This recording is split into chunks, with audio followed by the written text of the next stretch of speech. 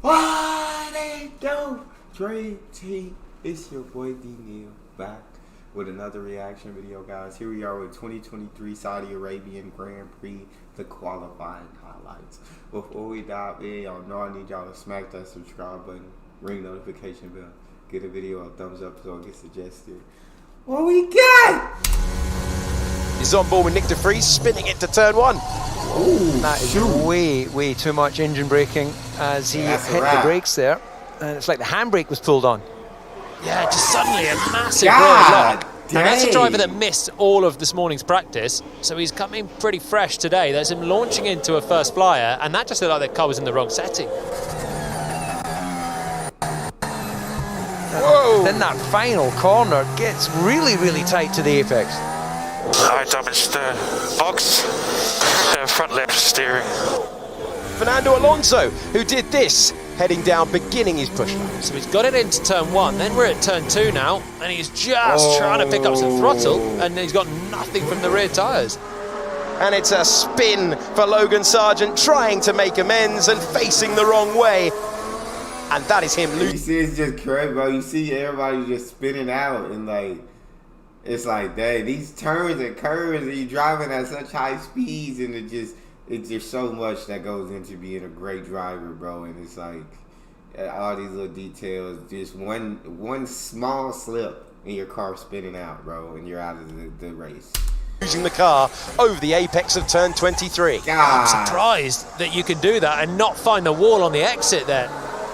Sonoda, de Vries, and then the driver we're looking at now, Pierre Gasly, across the line. Where does he go? He goes up to 11th place, so that final sector was what he needed. The checkered flag is out. Zhou Guanyu will improve to 9th position. His teammate needs a similar lap of improvement, and he finds it to go up to 14th place across the line. And now we're looking to see if there's any improvement for Alex Albon. Yuki Tsunoda finds a time to demote Alex Albon. The two McLarens, you've got two Williams and de Vries down there. Nick de Vries comes across the line. Can he improve? He can, but only to 18th position. The Dutch driver is out in the first part of qualifying.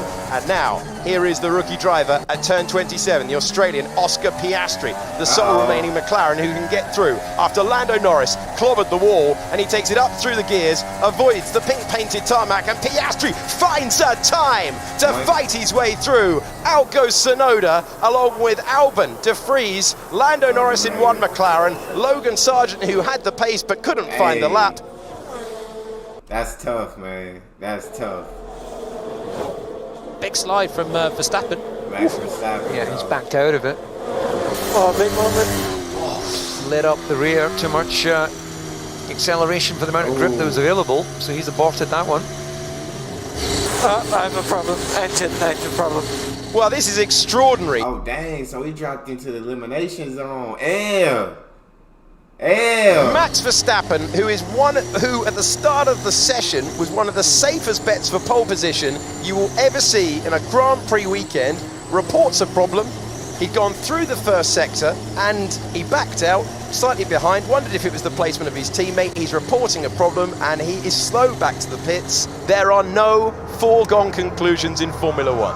Wow. Dang. In a dramatic twist that no one saw coming, the dominant car of the weekend cannot complete qualifying, and Max Verstappen will have to fight through from 15th at best. Damn.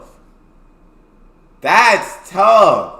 I gotta watch that race and see where he ended up at the end of the race, but gosh, that's tough. Signs up to 4th. That's a lap of delivery when he needed it. And that's impressive stuff. Pierre Gasly finding himself not where he expected to be. It's been competitive all the way through. Magnussen improves his time but not his position. It's Zhou, Magnussen, Bottas and Gasly. What can he do? Perez is going to go over the line. Does he beat Alonso's time? He does to top the session. But where is Pierre Gasly? That's our last unanswered question in an extraordinary Q2, and the Frenchman does find a way through. He beats Hülkenberg's time by 400ths of a second. Crazy. The 5 drivers to go. Hülkenberg, Zhou, Magnussen, Bottas, and our championship leader, Max Verstappen. That's crazy. That's crazy. Across the line he goes, fastest of anyone out there so far. The time to beat, a 1:28.9. Sainz to the line, has not had a good lap. Don't think he's going to mix it with Alonso. No, he doesn't. Goes third. Leclerc's going quicker, though, in the other Ferrari.